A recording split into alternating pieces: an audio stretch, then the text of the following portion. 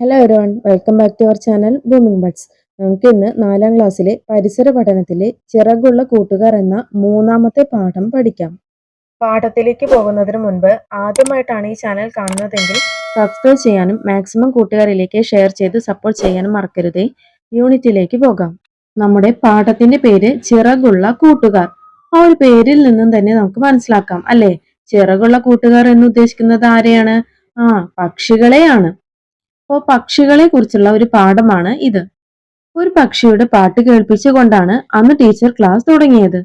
കുട്രു കുട്രു കുട്രു. ഈ പാട്ട് നിങ്ങൾ കേട്ടിട്ടുണ്ടോ? ടീച്ചർ ചോദിച്ചു. ഏതാണ് ഈ പാട്ട് പാടുന്ന പക്ഷി? ആരെങ്കിലും കണ്ടിട്ടുണ്ടോ? ക്ലാസ്സിലാകെ നിശബ്ദത. ചിന്നക്കുട്ടുറവൻ എന്നാണ് അതിന്റെ പേര്, അയാൻ പറഞ്ഞു. അപ്പോൾ ആ ഒരു ശബ്ദമുണ്ടാക്കിയ പക്ഷിയുടെ പേര് എന്താണ്? ചിന്നക്കുട്ടുറവൻ. ഈ പാട്ടുകാരൻ പക്ഷിയുടെ നിറം എന്താണ്? അതിന്റെ നിറം പച്ചയാണ് ടീച്ചർ. ഉത്തരം സൈറയുടേതായിരുന്നു. അപ്പോൾ ഈ ചിന്നക്കുട്ടറവൻ എന്ന പക്ഷിയുടെ നിറം പച്ചയാണ് കേട്ടോ. ഈ പക്ഷിയെ പച്ചില കുടുക്ക എന്നും വിളിക്കും. അങ്ങനെ വിളിക്കാൻ കാരണം എന്തായിരിക്കും? ടീച്ചർ തുടർന്നു. അപ്പോൾ ആ ഒരു പക്ഷിയെ ചിന്നക്കുട്ടറവൻ എന്നും അതുപോലെ പച്ചില കുടുക്ക എന്നുമാണ് വിളിക്കുന്നത്. ഈ ഒരു ചിത്രത്തിൽ നോക്കൂ, എന്ത് ഭംഗിയുള്ള ചിത്രമാണല്ലേ. എന്തൊക്കെ തരത്തിലുള്ള പക്ഷികളെ നമുക്കിതിൽ കാണാം? പരുന്ത്, കാക്ക, പൊന്മാൻ, മൂങ്ങ, വേഴാമ്പൽ, അങ്ങനെ ഒട്ടനവധി പക്ഷികൾ ഈ ഒരു ചിത്രത്തിൽ തന്നിട്ടുണ്ട്. പക്ഷികൾ പലതരമുണ്ടല്ലോ. ഏതെല്ലാം പക്ഷികൾ നിങ്ങളുടെ പ്രദേശത്തുണ്ട്? സാധാരണയായി നമ്മുടെ പ്രദേശത്ത് കാണുന്ന പക്ഷികൾ ഏതൊക്കെയാണ് കൂട്ടുകാരെ?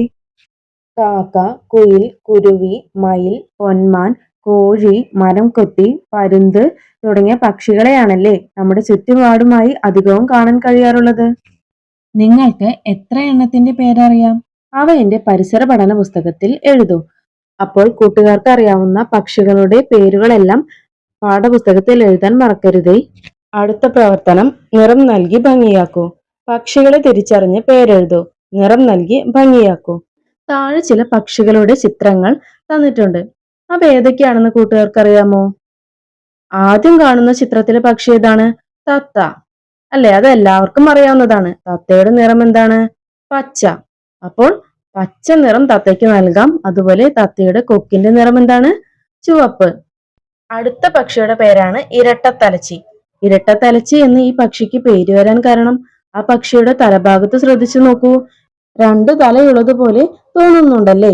അതിനാലാണ് ഈ പക്ഷിക്ക് ഇരട്ടത്തലച്ചി എന്ന് പേര് വന്നത്. ഈ പക്ഷിയുടെ നിറം ഒരു തവിട്ട് നിറമാണ്. അപ്പോൾ ആ നിറം കൂട്ടുകാർക്ക് നൽകാം. 3ാമത്തെ പക്ഷി ഏതാണ്? മയിൽ. മയിൽ നമ്മുടെ ദേശീയ പക്ഷി കൂടിയാണല്ലേ. മയിലിന്റെ നിറം എന്താണ് കൂട്ടുകാരെ? പല നിറം ചേർന്നതാണല്ലേ മയിൽ. 4ാമത് വരുന്ന പക്ഷി ഏതാണ്? മരം കൊത്തി. നമ്മുടെ വീട്ടുപരിസരത്തും മറ്റുമായി മിക്കവാറും കാണാൻ കഴിയുന്ന പക്ഷിയാണ് മരം കൊത്തി. മരം കൊത്തിയുടെ നിറവും എന്താണ്? തവിട്ട്, വെള്ള, കറുപ്പ് ഇതെല്ലാം ചേർന്ന നിറമാണ് മരം കൊത്തിയുടേത്. അടുത്ത പ്രവർത്തനം, ചിത്രത്തിലെ പക്ഷികൾ ഏതെല്ലാം തരത്തിൽ വ്യത്യാസപ്പെട്ടിരിക്കുന്നു? അതായത് എല്ലാ പക്ഷികളും ഒരുപോലെയല്ല, അവ പല തരത്തിലും വ്യത്യസ്തരാണ്. ഇവിടെ നമുക്ക് 2 ഉദാഹരണങ്ങൾ തന്നിട്ടുണ്ട്. നോക്കൂ, തൂവലുകളുടെ നിറത്തിൽ. ശരിയാണല്ലേ. ഓരോ പക്ഷികൾക്കും ഓരോ നിറമായിരിക്കും തൂവലിന്. ശരീരത്തിന്റെ ആകൃതിയിൽ, അതും ശരിയാണ്. ചില പക്ഷികളുടെ ശരീരം നല്ല നീളമേറിയ ശരീരമായിരിക്കും. അതുപോലെ നീളമേറിയ കഴുത്ത്, നീളമേറിയ കാലുകൾ, അങ്ങനെയെല്ലാം ശരീരത്തിന്റെ ആകൃതിയിൽ വ്യത്യസ്തരാണ്. അടുത്തത് നോക്കൂ, കൊക്കിന്റെ ആകൃതിയിൽ, അതും ശരിയാണ്. ചില പക്ഷികൾക്ക് നീളമേറിയ കൊക്കായിരിക്കും. ഇപ്പോൾ തത്തയുടെ കൊക്ക് നോക്കൂ, വളഞ്ഞ കൊക്കാണല്ലേ. എന്നാൽ മരംകൊത്തിയുടെ കൊക്കോ നീളമേറിയ കൊക്കാണ്. അടുത്തത് പക്ഷികളുടെ വലുപ്പത്തിൽ. മയിലിന്റെ വലുപ്പമാണോ തത്തയ്ക്കുള്ളത്? അല്ല അല്ലേ. മയിലിനെക്കാട്ടിലും ചെറിയ പക്ഷിയാണ് തത്ത. കൂട്ടുകാർ അടയ്ക്കാക്കുരുവിയെ കണ്ടിട്ടുണ്ടോ? എത്ര ചെറിയ പക്ഷിയാണത്. തത്തയെക്കാട്ടിലും ചെറുതല്ലേ അത്. അതിനാൽ വലുപ്പ വ്യത്യാസത്തിലും ഇവ വ്യത്യസ്തരാണ്. അടുത്ത പ്രവർത്തനം തരംതിരിക്കാം. നമ്മുടെ പ്രദേശത്തുള്ള പക്ഷികളുടെ തൂവലുകളെല്ലാം ഒരേ നിറത്തിലുള്ളവയാണോ? അല്ല അല്ലേ. ഓരോ പക്ഷികളുടെ തൂവലുകളും വ്യത്യസ്തമായിരിക്കും. ശരീരത്തിന് ഒരു നിറമാണെങ്കിൽ തൂവലിന് മറ്റൊരു നിറത്തിലുള്ള പക്ഷികളെയും കൂട്ടുകാർ കണ്ടിട്ടില്ലേ? ഉദാഹരണം പറയുകയാണെങ്കിൽ മയിൽ. താഴെ തന്നിരിക്കുന്ന ഈ പട്ടികയിൽ നോക്കൂ, ശരീരത്തിന്റെ ഒരേ നിറത്തിലുള്ള തൂവലുള്ളവ. അവയ്ക്ക് ഉദാഹരണം എന്താണ് തന്നിരിക്കുന്നത്? കാക്ക അല്ലേ? ശരീരത്തിന്റെ അതേ നിറം തന്നെ തൂവലുകൾക്കും ഉള്ള പക്ഷികളുടെ പേര് നമുക്കിവിടെ എഴുതാം. കാക്ക, കൊക്ക്, കുയിൽ, അരയന്നം തുടങ്ങിയ പക്ഷികൾക്കെല്ലാം എന്താണ് ശരീരത്തിന്റെ അതേ നിറം തന്നെയാണ് തൂവലുകൾക്കും ഉള്ളത്. അടുത്ത കോളത്തിൽ നോക്കൂ, ശരീരത്തിൽ പല നിറത്തിലുള്ള തൂവലുള്ളവ. അതായത് ശരീരത്തിന്റെ നിറം മാത്രമല്ല തൂവലുകൾക്ക് മറ്റു നിറത്തിലുമുള്ള പക്ഷികൾ ഏതൊക്കെയാണ്? ഈ ചിത്രത്തിൽ തന്നിരിക്കുന്ന പക്ഷി ഇതാണ് മയിൽ. മയിലിന് വ്യത്യസ്ത നിറത്തിലുള്ള തൂവലുകളാണല്ലേ ഉള്ളത്. അതുപോലെ പല നിറത്തിൽ തൂവലുകൾ വരുന്ന പക്ഷികൾ ഏതൊക്കെയാണ്? മയിൽ, മരം കൊത്തി, പഞ്ചവർണ്ണ തത്ത, മഞ്ഞക്കിളി. ഇതുപോലെ മറ്റൊട്ടനവധി പക്ഷികളുണ്ട്. അത് കൂട്ടുകാർ ചുറ്റുപാടും ഒന്ന് നിരീക്ഷിച്ച് കണ്ടെത്തൂ. പക്ഷികളുടെ പൊതുവായ പ്രത്യേകതകൾ എന്തെല്ലാമാണ്? പക്ഷികൾക്ക് കൊക്ക്, തൂവൽ, ചിറക് എന്നിവയുള്ളതും പറക്കാനും മുട്ടയിടാനും കഴിയുന്നതുമാണ് പക്ഷികളുടെ പൊതുവായ പ്രത്യേകത. പക്ഷികളെ പോലെ കൊക്കുകളോ തൂവലുകളോ പറക്കാനോ കഴിയുന്നത് മറ്റേത് ജീവികൾക്കുമില്ല. അതിനാൽ എന്താണ് പക്ഷികളുടെ പൊതുവായ പ്രത്യേകതകളാണ് ഇവയെല്ലാം. എന്നാൽ വവ്വാൽ പറക്കുന്നത് കൂട്ടുകാർ കണ്ടിട്ടില്ലേ? അപ്പോൾ വവ്വാൽ ഒരു പക്ഷിയാണോ? അല്ല, കാരണം വവ്വാൽ ഒരു സസ്തനിയാണ്. സസ്തനി എന്ന് വെച്ചാൽ പ്രസവിക്കുന്നതും മുലയൂട്ടുന്നതുമായ ജീവികളെയാണ് സസ്തനികൾ എന്ന് പറയുന്നത്. പരിസരം നിരീക്ഷിച്ച് വ്യത്യസ്ത പക്ഷികളുടെ സവിശേഷതകൾ കണ്ടെത്താം. പക്ഷിയെ നിരീക്ഷിക്കുമ്പോൾ ബൈനോക്കുലേഴ്സ് ലഭ്യമെങ്കിൽ ഉപയോഗിക്കാൻ മറക്കരുതേ. അപ്പോൾ ഇവിടെ പക്ഷി നിരീക്ഷണത്തിന് കൂട്ടുകാരോട് ബൈനോക്കുലർ കൂടി ഉപയോഗിക്കാൻ പറഞ്ഞിട്ടുണ്ട്. ബൈനോക്കുലർ ഉപയോഗിച്ച് നിരീക്ഷിക്കുകയാണെങ്കിൽ നമുക്ക് അവയെ അടുത്ത് കാണാനും കൂടുതൽ മനസ്സിലാക്കാനും കഴിയും. എന്തെല്ലാം കാര്യങ്ങൾ നിരീക്ഷിക്കണം? ഇനി എന്തൊക്കെ കാര്യങ്ങളാണ് ഒരു പക്ഷിയെ നിരീക്ഷിക്കുമ്പോൾ ഉൾപ്പെടുത്തേണ്ടത് എന്ന് നോക്കാം. പക്ഷി കാണപ്പെടുന്ന സ്ഥലം, കണ്ട സമയം, വലുപ്പം, നിറം, കൂട്, ശബ്ദം, കാലുകളുടെ നിറം, വിരലുകളുടെ എണ്ണം, വലുപ്പം, നീളം, കണ്ണുകളുടെ വലുപ്പം, നിറം, തൂവലുകളുടെ പ്രത്യേകത, പറക്കുന്ന രീതി ഇവയെല്ലാം ഉൾപ്പെടുത്തി വേണം നമുക്ക് നിരീക്ഷണം പൂർത്തിയാക്കാൻ.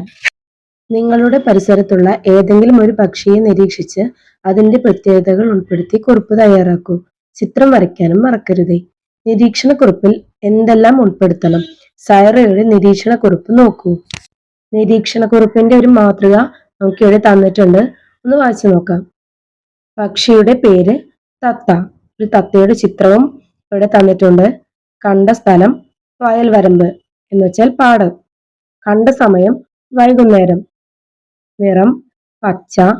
ചുണ്ടിന്റെ സവിശേഷത കൂർത്തു വളഞ്ഞതും ചുവന്ന നിറത്തിലുമുള്ളതും. കാലുകളുടെ പ്രത്യേകത മരത്തിൽ കയറാനും ഭക്ഷണം മുറുകെ പിടിക്കാനും ഉപകരിക്കുന്ന മെലിഞ്ഞ കാലുകളാണ് തത്തയ്ക്കുള്ളത്. വാലിന്റെ സവിശേഷത ത്രികോണാകൃതിയിലുള്ള നീണ്ട വാൽ. മറ്റു സവിശേഷതകൾ കഴുത്തിൽ റോസ് നിറത്തിലുള്ള വളയമുണ്ട്. അതുപോലെ മരത്തിൽ മുട്ടയിടുന്നു. ഈ ഒരു മാതൃകയിൽ തന്നെ നമുക്ക് മറ്റൊരു നിരീക്ഷണക്കുറിപ്പ് എഴുതി നോക്കാം. നിരീക്ഷണക്കുറിപ്പ്: പക്ഷിയുടെ പേര് കൊറ്റി. കണ്ട സ്ഥലം വയൽ. കണ്ട സമയം രാവിലെ. നിറം വെള്ള. ചുണ്ടിന്റെ സവിശേഷത നീളമുള്ളതും കൂർത്തതുമായ കൊക്ക്. കാലുകളുടെ പ്രത്യേകത നീളമേറിയതും മെലിഞ്ഞതുമായ കാലുകൾ. വാലിന്റെ സവിശേഷത മറ്റു പക്ഷികളെ അപേക്ഷിച്ച് വളരെ നീളം കുറഞ്ഞ വാൽ. മറ്റു സവിശേഷതകൾ നീളമേറിയ കഴുത്ത്, നീളമേറിയ തൂവലുകൾ. കൊറ്റിയെ കൂട്ടുകാർ കണ്ടിട്ടുണ്ടാകുമല്ലേ? സാധാരണയായി നമ്മുടെ നാട്ടിൻപുറങ്ങളിലുള്ള വയലുകളിലാണ് ഇവയെ കാണാറുള്ളത്. നീണ്ട കഴുത്തും നീണ്ട കാലുകളും അതുപോലെ കൂർത്ത നീളമുള്ള കൊക്കുമാണ് ഇവയുടെ പ്രത്യേകത. ഇതുപോലെ മറ്റു പക്ഷികളെ നിരീക്ഷിച്ച് കൂട്ടുകാർ ഒരു നിരീക്ഷണക്കുറിപ്പ് തയ്യാറാക്കി നോക്കൂ.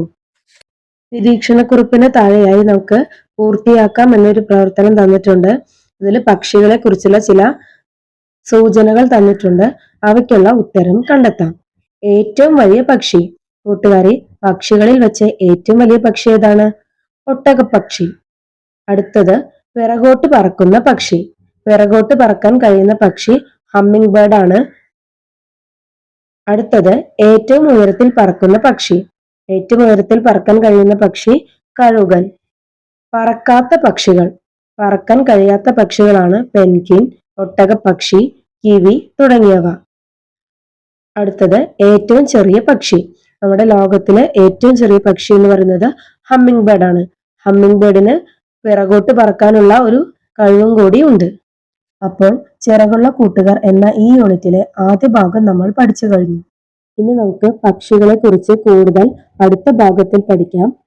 ഇന്നത്തെ ക്ലാസ് കൂട്ടുകാർക്ക് യൂസ്ഫുൾ ആയെന്ന് തോന്നുകയാണെങ്കിൽ ചാനൽ സബ്സ്ക്രൈബ് ചെയ്യാനും മാക്സിമം കൂട്ടുകാരിലേക്ക് ഷെയർ ചെയ്ത് സപ്പോർട്ട് ചെയ്യാനും മറക്കരുതേ. വീണ്ടും അടുത്ത വീഡിയോയിൽ കാണാം. താങ്ക്